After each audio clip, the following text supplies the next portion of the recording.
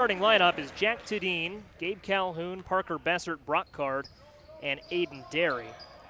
And it is Derry in the corner. John, one thing that Corky Card told us in our brief conversation before the game is the rebounding is going to be something to keep an eye on tonight. Aiden Derry, key among Dunlap's post players, and he watches that pass sail out of bounds. But Aiden Derry in the low post is probably our player to watch tonight. Yeah, Joey, Corky Card was really mentioning how he said they got killed on the boards last time they played. And you look at Pekin's roster, they have a lot of size. Colin Delary, 6'6", 235. You have Chance McLeod at 6'4", 250. So Pekin has some real just big guys that can get in there, bang down low, get some good boards. Dunlap, on the other hand, doesn't have quite the same size. But, you know, Gabe Calhoun, great athlete, 6'2", he's a guard. But, yeah, I definitely agree. I think you said Parker Bessert, Aiden Derry at 6'5", senior forward for the Eagles, will play a big part in this one. Gabe Garcia as well, 6'4", could be counting on to get a lot of boards here as we see Calhoun grab a bucket there. And that is Gabe Calhoun, the 6'2" senior guard. He was a first-team all-conference player last year, has gone over 1,000 career points. He'll be big on the gridiron in a couple of weeks, big receiver for the Eagles. Theloritis now kicks to Juergens, and Juergens has a three, and Pekin continues a hot start. Yeah, that's what you want to see if you're Pekin.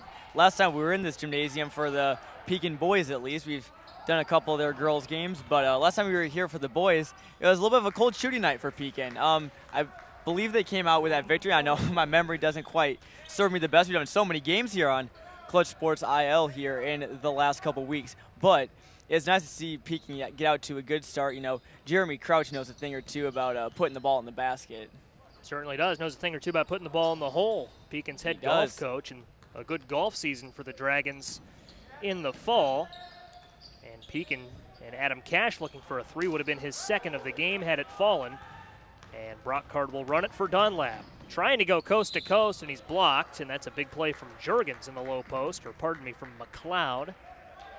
And it'll result in the first foul of the game, pardon me. So John, still probably a good foul. That looked like an easy chance for Card, and he'll have to earn him at the line. Yeah, no, that was a very good foul. You know, you want to get them. You want to make them earn at the line here, especially here in the high school level. We've had a lot of games that we've seen this year that have been decided on whether or not a team can make their free throws, and a couple of times we've seen teams they've won games based off of being able to make their free throws, and there's been teams that have lost games because they haven't been able to make their free throws. So we're going to get a nice little litmus test, so to say, to see if Dunlap, can earn them from the line. You know, I think this is going to be a close game. I think free throws could end up being a big factor in this one. And you're going to want to watch the fouls. I don't think you're going to want to really have too many stupid fouls in this game.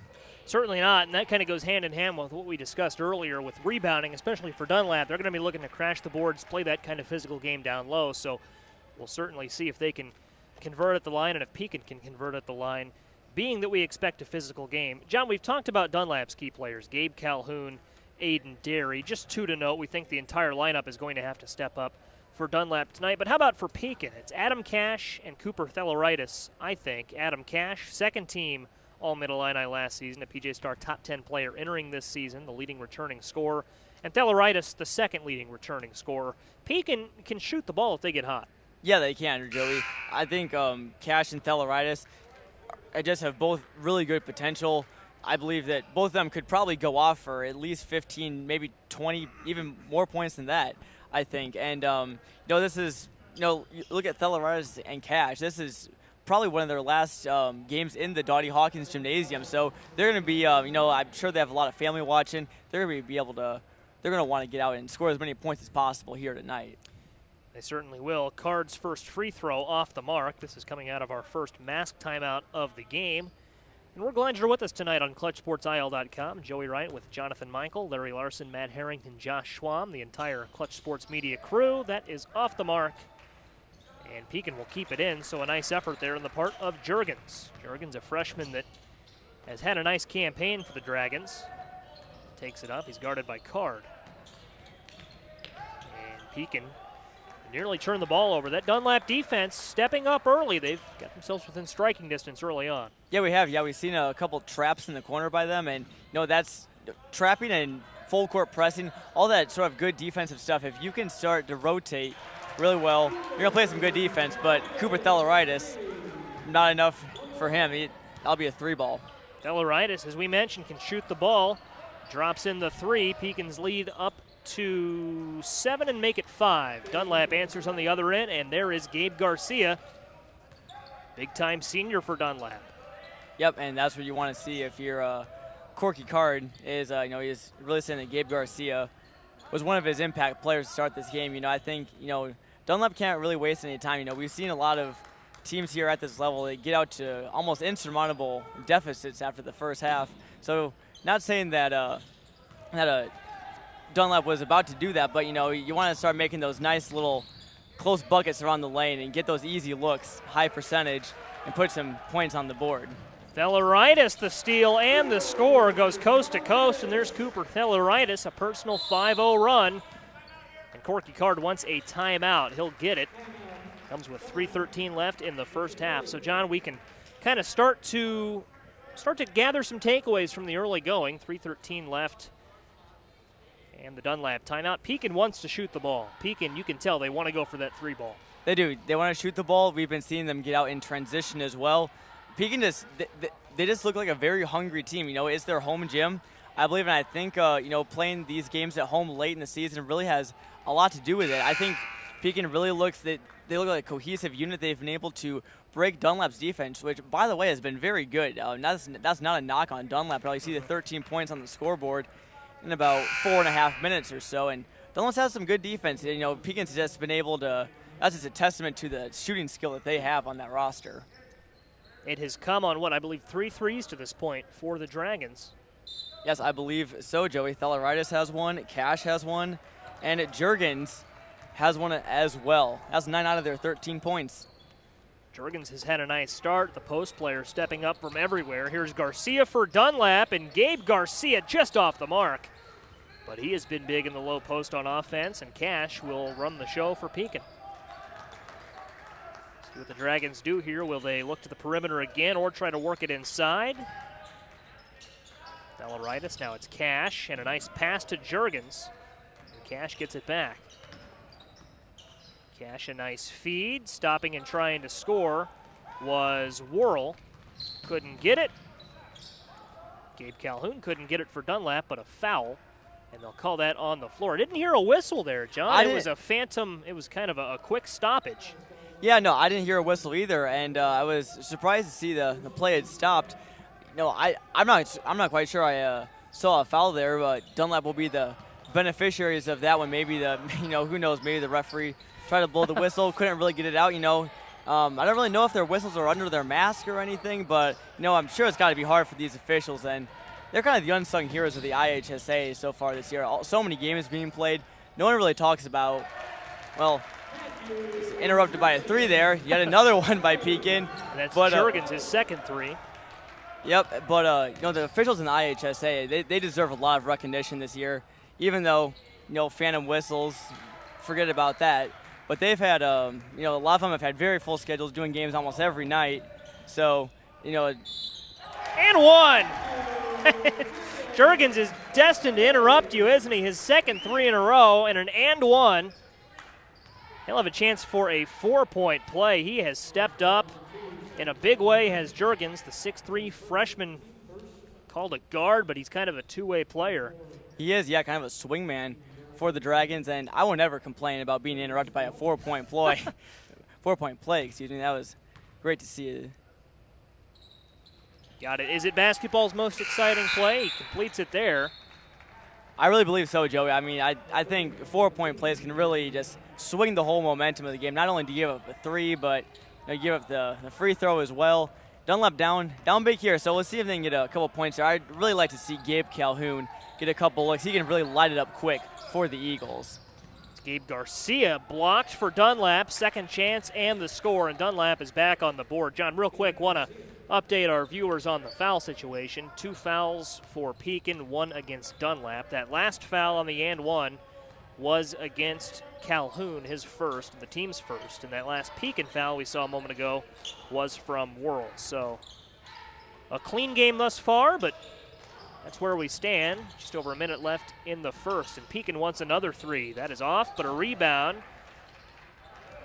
was Matheny that tried to clean it up for Pekin, didn't quite have it. And a nice board down low for Aiden Derry. No one really, I'm not sure if anybody would really notice that, but he had a really good box out. Just great technique there. He's going to have a lot of those today. Certainly will.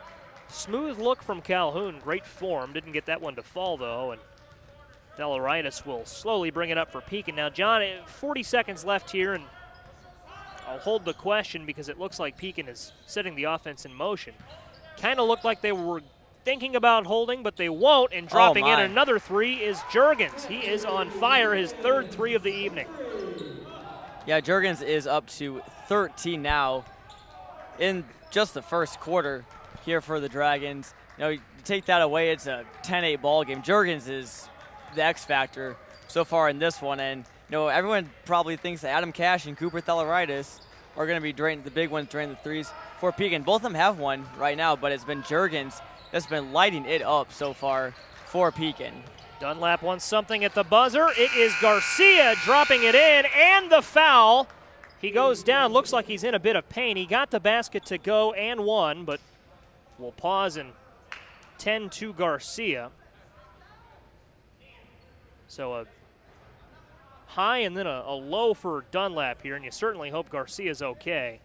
Yeah, Garcia, that's not what you want to see. You see him kind of grimaced on the court after making that. I mean, that's a stupendous layup to get. It was a great finish. No kidding, especially to get the contact and draw the foul. You know, you don't really want to see Garcia be on the floor here too much longer. He's been a key player so far for the Eagles today. He has 6 out of their 10 points. So we just, you know, hope all the best, is, you know, hope he can walk off under his own power, maybe return to the game, but, you know, you don't want to force anything for Dunlap. You know, health is certainly paramount for this team. You don't want to risk everything. You know, even in this game, which we said does have a lot of stakes, you don't want to put Garcia out there and risk another injury, no matter how good he's playing. Certainly, and we'll see how this situation unfolds for Dunlap. Dunlap will have a free throw at the start of the second quarter, but of course that is in the back seat of our thoughts right now. They will help Garcia up to the floor, and we will certainly send our wishes and pass an update to you if we get one. He's being helped off the floor, as you see far right of your screen. John, that does take us, though, to the start of the second quarter. It's a 23-10 ball game, and as you mentioned, the first quarter, the headline has to be Matthew Juergens. 13 points, has single-handedly outpaced the Dunlap attack. And you've got to think it might sound simple, but Dunlap, they've got to find an answer for him in Q2. Yes, they do. I think, you know, there's one of two ways to do that. They can either start locking him down on defense, you know, maybe put Calhoun on him. I mean, obviously we know Gabe Calhoun is their best player. I think, you know, maybe get him to lock down Juergens, but, you know, they could also, you know, start shooting the ball like maybe a little bit better, start getting a couple more of those threes to drain. And, you know, obviously, you know, shooting is sometimes just a game of luck. You know, sometimes they just go in, sometimes they don't. You know, Dunlap, they're down 13 after the first quarter, but they get a couple more to go. I think they can start, you know, gradually building this lead back. You know, this is not a huge deficit by any means, and I really think that Dunlap can really shoot their way out of this if they can get just a couple shots to drop. And you take away just a couple of those big momentum plays, right? The 4-point play, couple of those plays that went Pekin's way. We will see. As Pekin will inbound to start the second quarter, so no free throws for the Eagles. They trail by 13. Pekin starting with the first possession of the quarter. It's Mason Hess, and Hess to Matheny. And Connor Matheny looks back to Adam Cash. Now it's Mason Hess again, and Cash wants the deep three, just off the mark. That would have been a deflating one to watch go in if you're Dunlap, but Dunlap is able to bring it up. And a bit of a slower pace here, it looks like, John, to start the second quarter. A little bit, yeah. Oh, as we see, a great lob. Wow. That was a Griffin card. He was in for Gabe Garcia. Lobbing that one up to Calhoun. One thing I wanted to point out right before you toss it over to me was we have both of the Card brothers on the floor, Brock and Griffin. Now Griffin replacing Gabe Garcia, who went down with an injury. But you have to wonder, like, you know, I'm sure both Griffin and Brock grew up playing against each other. I'm sure they have a lot of chemistry. we'll have to see what kind of effect that has here on the Eagles. Calhoun, nice lead pass to Tudine. Tudine couldn't get it to go, but Calhoun cleaned it up, and now Pekin wants a quick timeout. Yeah, there's a quick 4 points there for Dunlap. That's right what I was talking about. That's good to see, you know, with Pekin. Good timeout, too. You're going to want to south the momentum. Before, you know, you look up at the scoreboard and Dunlap scored 10 points in a row. It's better to take the timeout now and kind of regather your troops and just kind of reset a little bit. You know, I'm sure each quarter, you know, sometimes your whole just philosophy of play can change. Like from quarter to quarter, this needs to tell their guys to calm down, play like they did in the first quarter, start draining those 3 balls, and they'll be fine. Out of the timeout, they trail by 9. What do you do here, John? Because Gabe Garcia, of course, went down there at the very end of the first quarter, seemed to be a big part of that Dunlap offense. They were running a lot through him. Now he's gone, and I think these last couple of possessions, we've seen Calhoun step up. We've seen a couple, you know, Tudine and the Card brothers. So we'll have to see if they continue to go in that direction as Cash sets it up for Mason Hess. Now Cash looks to the corner and Theleritis. It's back to Cash up top. A nice move there from Hess. Mason Hess playing big minutes, the junior for Pekin. And Cash. Pekin looks for the right shot. Hess has it, and Hess drops it in. Mason Hess makes it double digits again. Yeah, one thing I really noticed on that last possession, Joey, was we remember what Corky Card told us before the game is they really want to focus down low. And this one, as they got killed on the boards last time, you send all your guys down low, but that leaves a lot of guys open around the perimeter, and then that opens up the 3 ball for Pekin, as we've seen Pekin drain a couple threes for them so far. And number 32 is Judd Matthews for Dunlap. Excuse me, not Griffin Card. A little bit of a roster issue there. We apologize for that, but you know, it's the name of the game in high school sports. Sometimes a little bit of rosters are missing, but we'll get there eventually. We certainly will. That was Cooper Theleritis dropping in the 3 for Pekin. Pekin looking good from beyond the arc tonight. Cash will slow the offense down, promptly picks it right back up, and Hess looks back to Theleritis. See how this possession ends. If it ends in his hands again, watch out. It's Cash up top, Pekin's leading returning scorer from a year ago. Pekin has enjoyed a hot start, and that hot start continues with Chance McLeod. Big points from the junior, and Pekin the first of 30 tonight. Yep, just nice look there from the top of the key. McLeod was wide open. That's about the easiest bucket you'll get, and certainly not the kind of bucket you want to give up if you're Dunlap. As you see, Calhoun with a shot there. Don't know who this ball will stay with.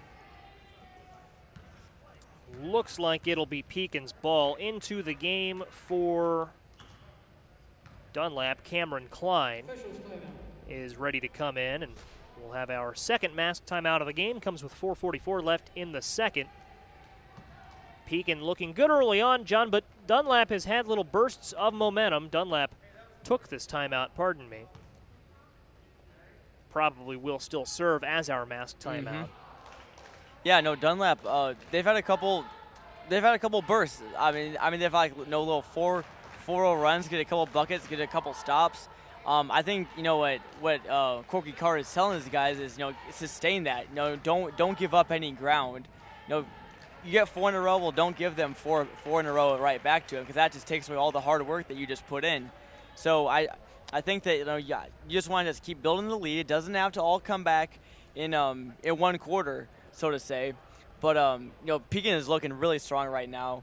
When you're shooting the ball that well, it just really opens out the rest of the floor. You got guys open down low. We saw McLeod wide open down in the post for the Dragons, and that's what happens when you have defenders that respect the 3-point shot and know that you've been hitting them all game long. See the Mid-Illini Conference standings entering today on your screen, and if you are just joining us, we mentioned at the top of the show the top 5 seeds in the Mid-Illini Conference tournament are locked up. The MIC tournament begins on Thursday night, but 6 through 8 still very much in the conversation. Limestone, Pekin, Dunlap. Go ahead. It's going to be a fun one this weekend covering the Mid-Illini Conference tournament. I've been waiting for that for a couple weeks. I don't know about you, Joey, but I am pumped. As am I, and this is a big game as we figure out the bracket for that. Mentioned also at the top of the show, the 6th seed in the Mid-Illini Conference tournament, they draw Morton.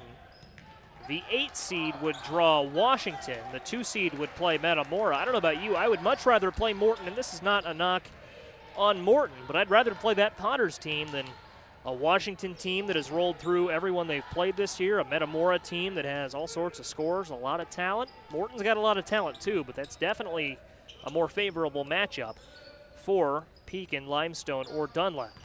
The 3 teams, I should say, still waiting to know who they'll play. Cash off on the 3. Yeah, I would definitely agree with you there, Joey. We've seen a lot of Washington and Metamora so far this season, and one thing that stands out about both those teams is they're so deep. Just all 1 through 5 on their starting lineups. For Washington, they have Vanderheit, Drew Lewis, Isaac Mapson, Ethan Mounts. Metamora they have Schroeder, Kaiser, DeFrance. They're very deep teams, and there's really almost no weakness to them.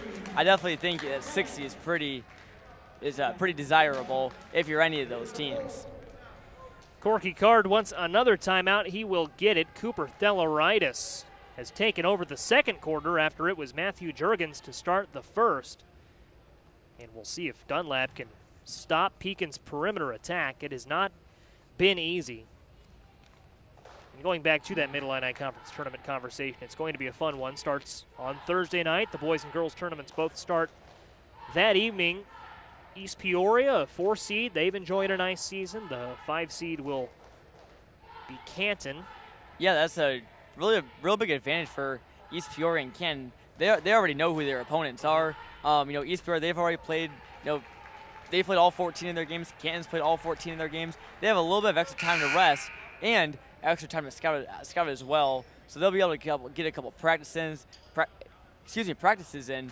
And I think that East Peoria Canton game is probably going to be one of the best in the first round of the Mid-Illini Conference tournament. It's a great point how they can start the scout, as the top 3 seeds kind of wait and see who they will play. And it's going to be a grind, even for your top seeds. That tournament is Thursday night, Friday night, and the times to be determined on Saturday as of yet. But 3 games in 3 nights with everything on the line, not easy. Card off on the 3. Calhoun did his best to tap it in, couldn't quite do it.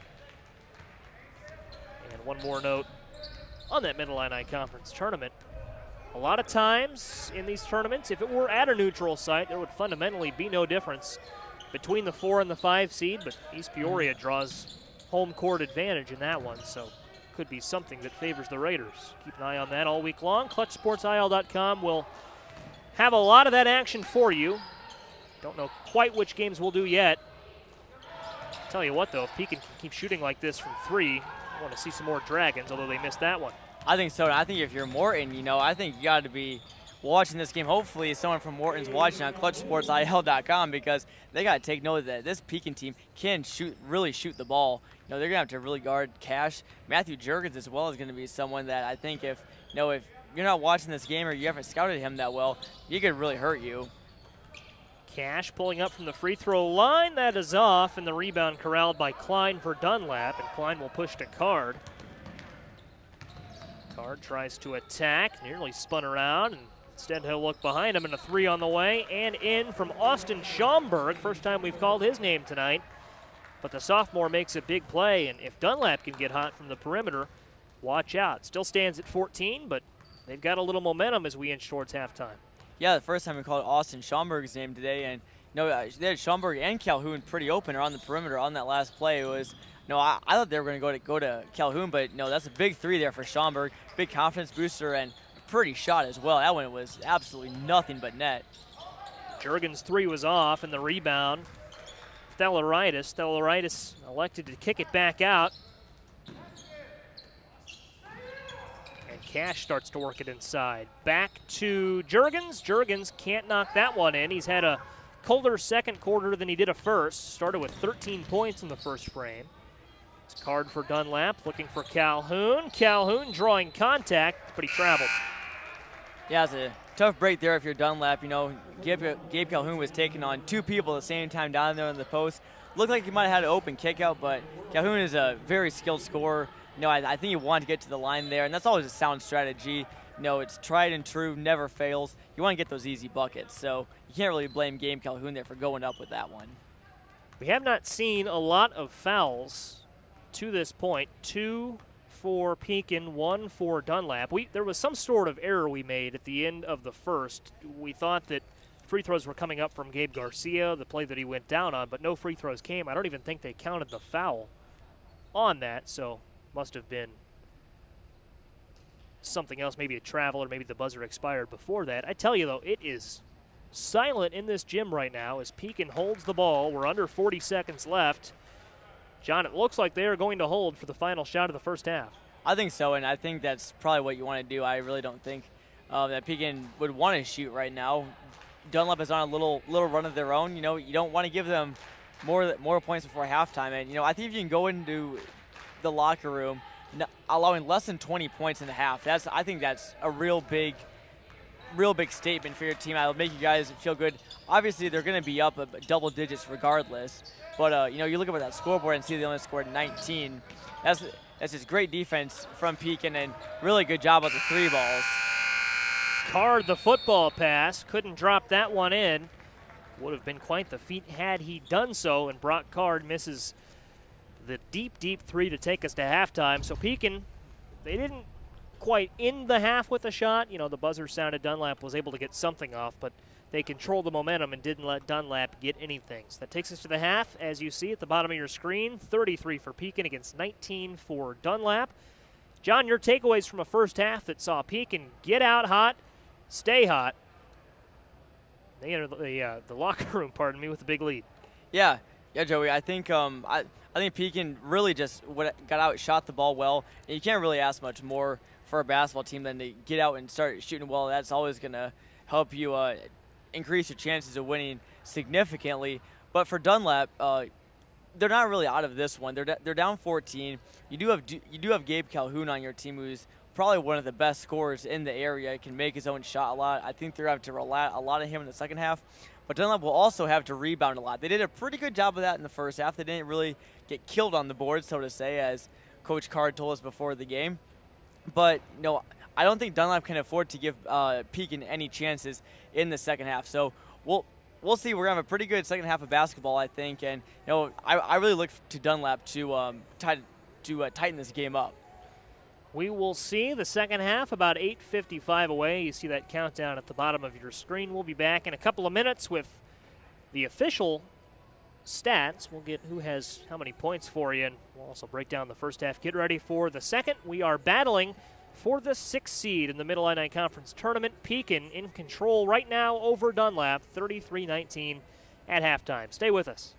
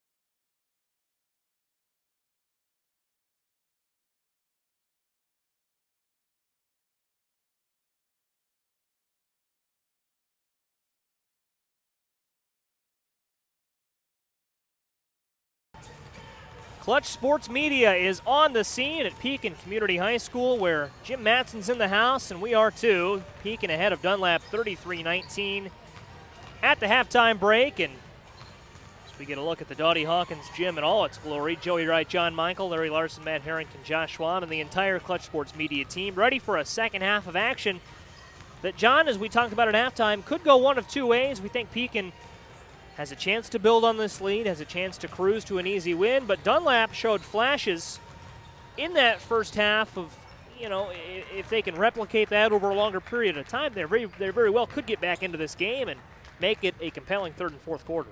Yeah, I think if you're Coach Card for Dunlap, you got to talk about, I kind of mentioned this earlier in the first half, sustained runs, not a 4-0 run. You want kind of more like 6-0 runs, 8-0 runs, something like that. To get Dunlap kind of back into single digits, that's the first step. Then you want to kind of get it below 5. Then you want to get it to about a one-possession game or so. And sooner or later, you look up at the scoreboard and you're right back in it. And sometimes you're a possession away, sometimes you're even ahead, and you don't even know it. So Dunlap, I think, is still in this one. Gabe Calhoun at 8 points in the first half. He'll be looking to get a little bit more of that. Cooper Theloritis and Matthew Juergens leading Pekin with 13 each. Both great half shooting for them. Matthew Juergens opened it up. If I'm correct, John, he scored all those 13 points in the first quarter. He opened with a personal, not a 13-0 run, but a 13-point first quarter. He had outscored Dunlap 13-10 by himself in that first frame. So we'll see if he can keep that up. It's Dunlap starting with the first possession here of the third quarter, and it's Brock Card. Card looking for Aiden Derry, and Derry, the floater, won't fall. Pekin the rebound, hold that thought. Yes, they've got it, but Dunlap making it tough. But Pekin will emerge with its first possession of the half. Yeah, Dunlap just couldn't quite get that one there. Might have been able to get the jump ball, but Pekin will try to build on their 14-point lead here, see if they'll hit another three to start this one out. Dunlap couldn't do anything on its first hack in the second half. Third quarter just underway. And it's Cash. Cash with a quiet first half in the scoring column. Only 3 points to this point, but a nice feed and a nice find and a nice finish. Chance McLeod knocks that one in and puts Pekin on the board for the first time in the third. Yeah, you saw Jack Tudine from Dunlap. He tried to get a hand on that, and props for him, the 5'11 guard going up against the 6'4 forward for Pekin. He did all he could right there. I'm pretty sure he got an all-ball block, but McLeod got his own board, put it right back up and in. And you can't really teach size. I think that's where Pekin has probably one of the biggest advantages, and I think that's what may end up deciding this one. But we'll see if this man at the line here, Gabe Calhoun, can will Dunlap back into this one. He's had a lot of huge scoring performances this year. He can go for 20, 30 with no problem whatsoever. Calhoun at the line, missed his first, knocks in his second. Rare free throws there in this one.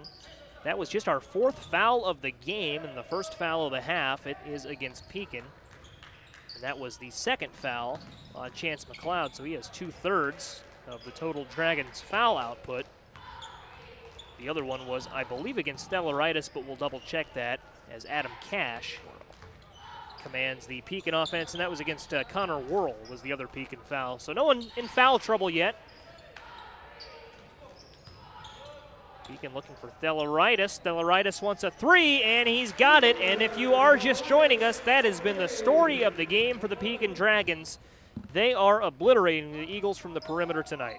Yeah, Cooper Theloritis, second leading scorer on the team last year for the Dragons, and I think you can make the case that you could easily be the team's first leading scorer. I believe the honor is going to Adam Cash right now this year, but Theloritis, he is the hot hand so far for the Dragons, almost as hot as a fire pit. See it's probably one of our favorite student sections here at the Mid-Illini.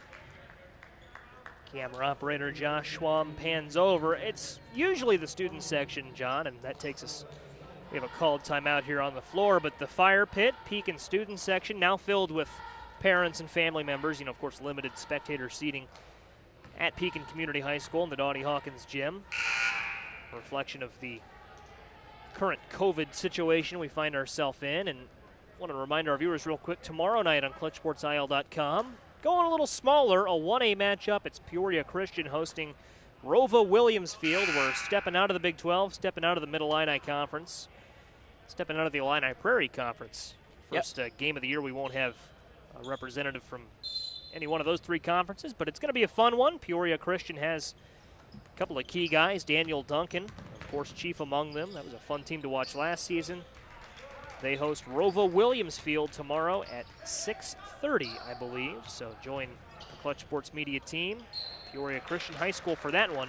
And going to the line for Pekin, Chance McLeod. Yeah, we see one of the first fouls of the game that Pekin's drawn so far. They'll send McLeod to the line. I believe that foul was on number 32, Judd Matthews. I won't get that one wrong again. We had a little roster mix-up. I thought he was a Griffin card, but Judd Matthews draws the foul for Pekin, and that'll be McLeod, the big man at the line for the Dragons. And Joey, I'm just excited tomorrow for the Peoria Christian Rover game. You know, we've been looking to do a small school game for kind of a long time here at Clutch Sports Media, and you know, I think seeing Daniel Duncan tomorrow, 1,000-point score for Peoria Christian, that's going to be a fun one to watch. Fun basket to watch there from Aiden Derry, who we highlighted at the top of the show, and it's always fun to watch those smaller schools go at it. Pekin leads by 17 here, inching up on halfway through the third quarter. You know who played in the first ever basketball broadcast Clutch Sports Media did? I do not know. It was Tremont and Princeville, a girls basketball game. Would have loved to see the Tremont girls basketball team this year. They've had a heck of a run through the Heart of Illinois Conference. It's been a good Heart of Illinois Conference girls basketball season this year with Fieldcrest and Eureka right up there, but it's a different kind of vibe when you look at the smaller schools. And we love the Mid-Illini, the Big 12, the IPC, those conferences. Delaritis loves the scoring column. He's off to a hot start in the third quarter. No kidding. He has up to 18 now in the game. That is 5 now in the third quarter for the Dragons. They have a 19-point lead right now. I think they're looking pretty good. You know, just as long as they, just gotta limit the mistakes. Don't let Dunlap get out in transition. You know, don't let them get hot from three. Just keep doing what you're doing, and I think Pekin might be well on their way to maybe locking up that 6th seed. Well, a win tonight would go a long way for them, John, and Barry Gervey has been so helpful for us as we figure out all this information. He is Pekin's AD and has a big role in helping the Mid-Illini Conference with the tournament. Pekin entered this one at 2-9 in the Mid-Illini Conference. Dunlap at 1-9. Limestone at 1-7. And there was an alley-oop attempt. We were looking for Calhoun. This was Dunlap, but it fell through his hands. Pekin 2-9, Limestone 1-7, Dunlap 1-9. Pekin will play Limestone on Wednesday to close the regular season, and if tonight's win isn't enough to lock up that 6th seed, a win against Limestone would help them out. You get a look at the Mid-Illini Conference standings on your screen, and Morton and Limestone going at it tonight as well. So that'll be, of course, a big one to keep an eye on. Morton, you see the current 3 seed right now. They stand at 8-4. We talked earlier about that 4-5 matchup. East Peoria and Canton, the only 2 teams that know who they are playing on Thursday night. And the big thing to keep an eye on, John, especially, and I'll go back to the same point I made at the very top of our show, and then I made a little bit later on. The difference between being a 6 seed and even a 7 or 8 seed is that you would play Morton instead of Washington. The 8 seed would play, 7 seed would play Metamora. It's a good Morton team, a very good Morton team, but compare them against a Washington team that has not lost in Mid-Illini Conference play this season. Take your pick. Mm-hmm. Yeah, no, I think the only, I mean, I don't want to speculate too much here, but, Washington is just such a deep team. And we've done a lot of their games. Devin Vanderheit, Isaac Mapson, like I said, Ethan Mounts. It's almost pick your poison with the Panthers. They have guys that can just light up the scoring column. There's a reason there's 14-0. Great coach team there by Eric Schermerhorn. The Panthers have a really great program. On the girls' side as well, too, they've had a lot of success so far this year. And you want to talk about a team that's had a lot of success in girls' basketball. Dunlap won their very first Mid-Illini Girls Conference Basketball Championship, and we were there. We were there that night. That was And, of course, the regular season title, which normally would be the outright Mid-Illini Conference title. This year with the tournament, you know, they've got to back it up in tournament play, but they will be the top seed when the tournament begins on Thursday. And to our viewers in Dunlap, it's a good team that they have to enjoy this season, too. Sophia Remmel, Lily Sutter, and company, Gabby DeGilinardo, and just a deep team. They're going to have some trouble in the Mid-Illini Conference tournament from the likes of Metamora and Morton. Morton being who they took down to win the conference title on Thursday night, and taking down another shot is Cooper Theloritis. Yeah, right now it's Cooper Theloritis 21, Dunlap 22. He is just put on an absolute show here today, and you know, not much you can really do if you're Dunlap. Sometimes when guys are hot, there's just nothing you can really do about it except try and come back with a couple threes of your own, as Judd Matthews tried to do there. Just a little bit off the mark. You know, sometimes it just comes down to a couple inches on whether or not that ball goes in or not. You know, I still think this is a good Dunlap team. You know, I think they're still rebuilding a lot, but I think give them a couple years, and I think this Dunlap team could be pretty good. They will have to replace Gabe Calhoun, but I think, you know, give each team a couple years, and the Eagles will be just fine. Talking about just fine, Adam Cash, another three for Pekin. We'll tally up how many threes they've knocked in tonight. We have a quick delay here. Dunlap will bring in some subs. Cash will bring it up for the Dragons, and the Dragons have been lights out from three tonight. They were looking, pardon me, towards Whirl. And Gabe Calhoun wants to run, and gun, and the finish. Gabe Calhoun and one. We believe that's 8 threes on the afternoon for Pekin tonight, or evening for Pekin tonight, if we want to be correct. How about 8 of them, though? They are lights out. Yeah, about 8 or 9 by my count. I wouldn't mistake myself for the official score, obviously. It's an unofficial tally. Yes, it is an unofficial tally. But, you know, Pekin, you know, they have 8, 9 threes, and, you know, that's 24, 27 points. That's about what Dunlap has on the board right now. So, you know, just great shooting there by Pekin, as we see another one there by Juergens. He couldn't get that one to go. Unofficially, we believe that would have been number 9. And I feel like, John, if we're off on that mark, we're short, because it seems like every basket Pekin has scored has come from the perimeter, and there's one inside, Mason Hess. Of course, every basket, a little bit of an exaggeration, but that's been their primary means of attack. Yeah, almost every time I look up from my notes, Pekin just drained another 3 as soon as I talk. And you see a bucket there, nice bucket there from Aiden Derry. Getting his second one to go of the game. He'll head to the line. How about a chance for an old-fashioned 3? Let's take that line off the floor. And Derry wants to see if he can do it at the charity stripe. I bet Dunlap wishes that line was off the floor this evening. No kidding. That was a pretty radical proposition there, Joey Wright. Take away the three-point line. You know, it will be very interesting, but I think with just the way the game is played today, you know, I mean, it'd be very interesting to see. I can't really vouch for whether it would be a good or bad idea, but I'm sure Dunlap over there would love for that to happen. This would be a very tight ball game if Pekin hadn't drained so many threes. Just stupendous shooting from the Dragons today. Calhoun looking for the 3. That is off. Pekin, of course, they've been successful in basketball long before the advent of the three-point shot. 1,702 wins since 1913. Talked about that at the very top of the show. Looking to add one more to that counter tonight. And I look at the banners right across from us. 3rd place in the state, 1935. That one still stings. They wish they could have gotten that one. 3rd place, 1948 again, in the state of Illinois, boys basketball. And a program that you would figure has a bright future. I believe so, Joey. I think you know, looking at the roster, they lose Theloritis, they lose Cash, they lose Matheny, another senior on the roster. But other than that, you know, Pekin, they have a lot of guys back. You know, Juergens, he's a freshman. He's went off in the first quarter for 13. McLeod's a junior. He returns. He had Hess.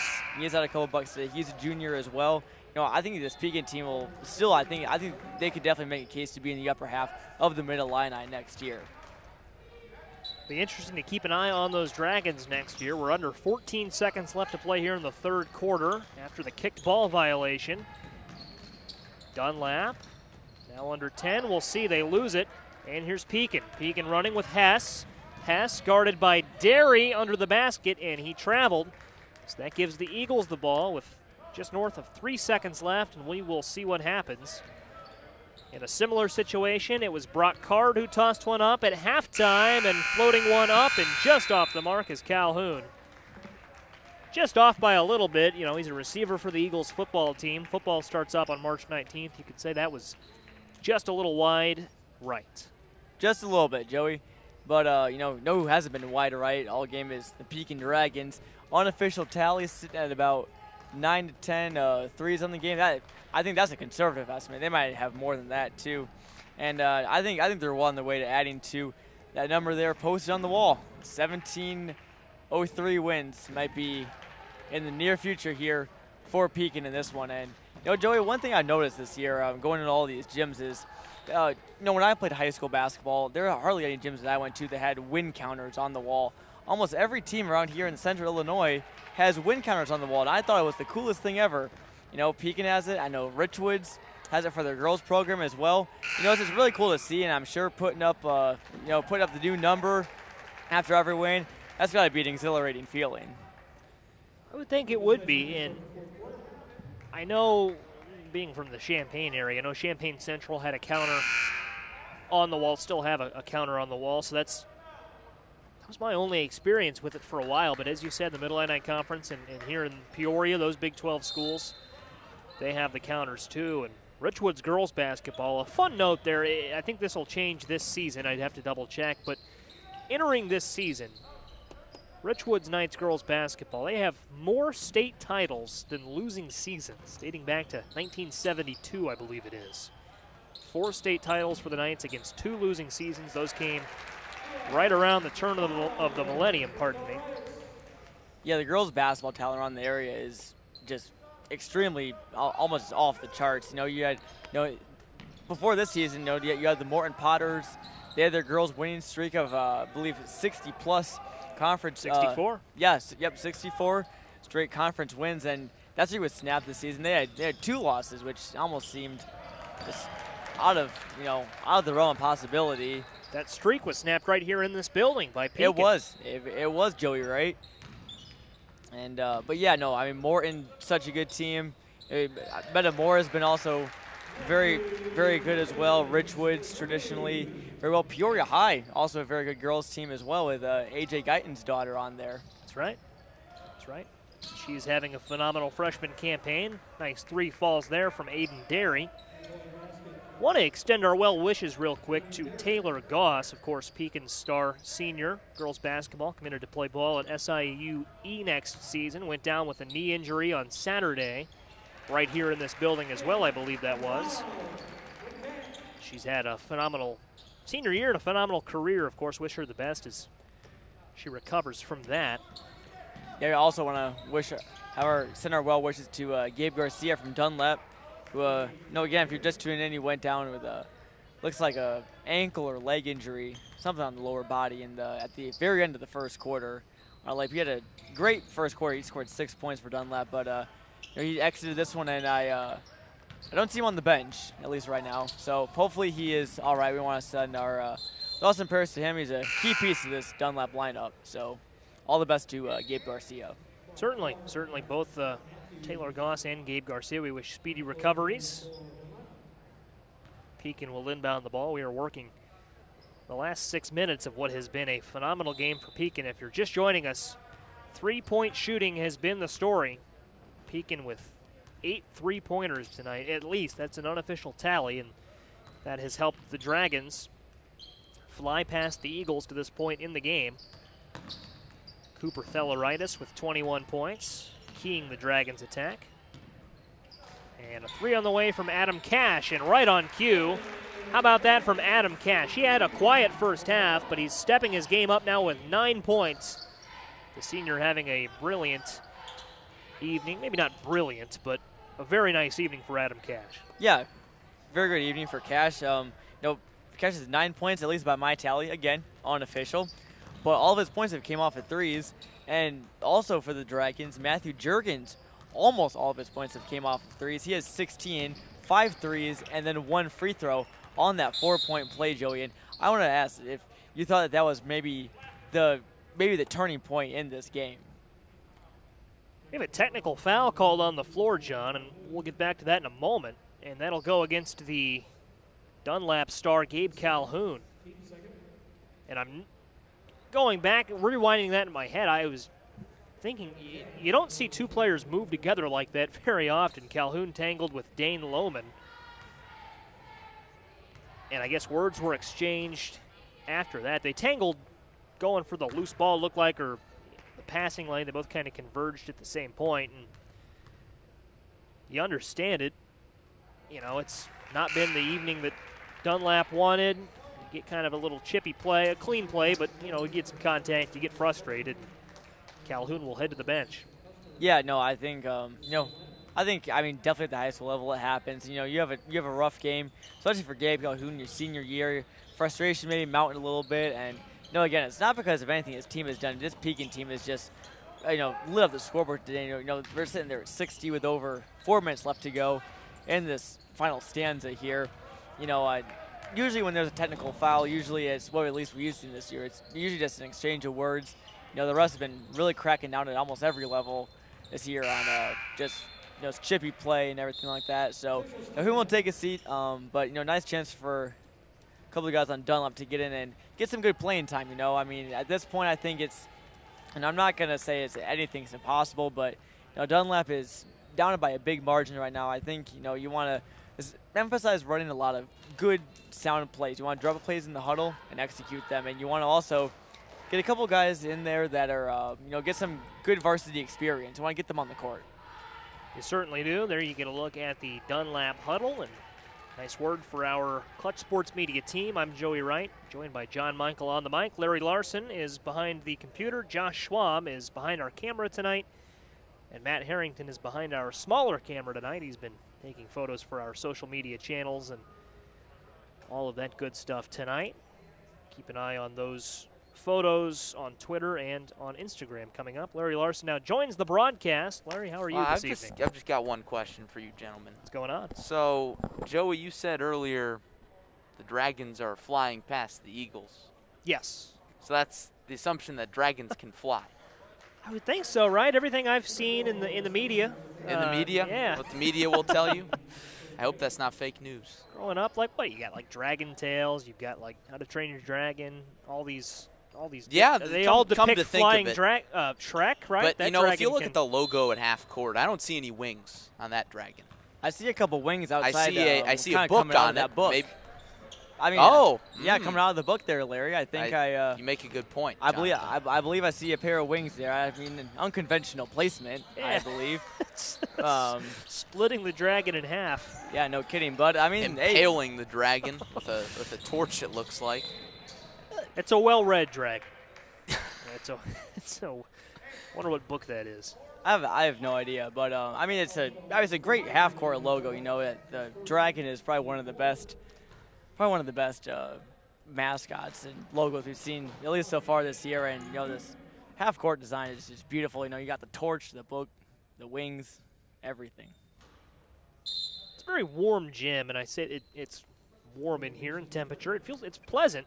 It feels pleasant. I'm not knocking that, but just the tones. You know, you got the wood floor, you got the wood. It's a warm, and we go to some cooler gyms in terms of color and what it does to our camera over the course of the year. But I feel like it's nice, it's warm, it's a relaxing gym. This is one of my favorite gyms to come to, the Dottie Hawkins gym. It's probably the biggest room we come to all year. Just a massive space, and I've got to imagine in a post-pandemic world, I'd like to get out here and do a game with a sizable crowd. Oh, I would too, Joey. I mean, this is obviously I'm a Clutch Sports Media rookie. I was not with you guys when you guys were doing audio broadcasts in the olden days of 2020 and 2019. But yeah, I just really would love to see this place just completely packed, and I definitely share that sentiment of the Dottie Hawkins gym being one of my favorites. It's just a huge space, a lot of space behind the baselines.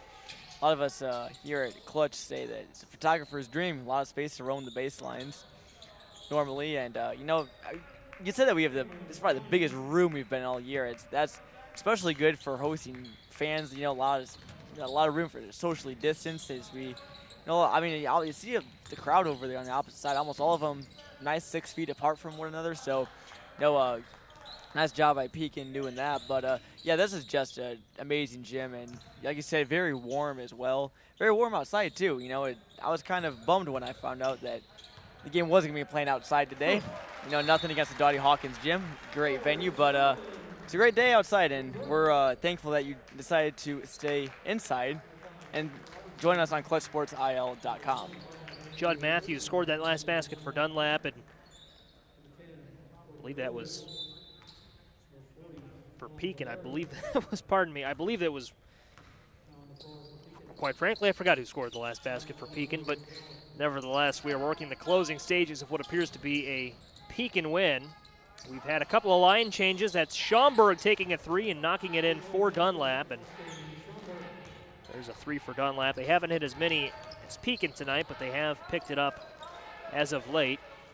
Yeah, they have, and I mean, you still see them, bringing the press or whatever. Dunlap has not given up. I mean, I really don't think that you're still going to win this ball game down 29 with 2 minutes left, but it's good to see that these guys want to play. They're still putting forth effort. And a nice three by Schaumburg on the last possession for Dunlap. That was his second of the game. He's got 6. Nice three from Mason Noman there for Pekin, and we'll try to get you the 5s on the floor here as we wind this one down. It's been a more conversational second half, and Austin Schaumburg wants his name in that conversation, his second 3 in a row.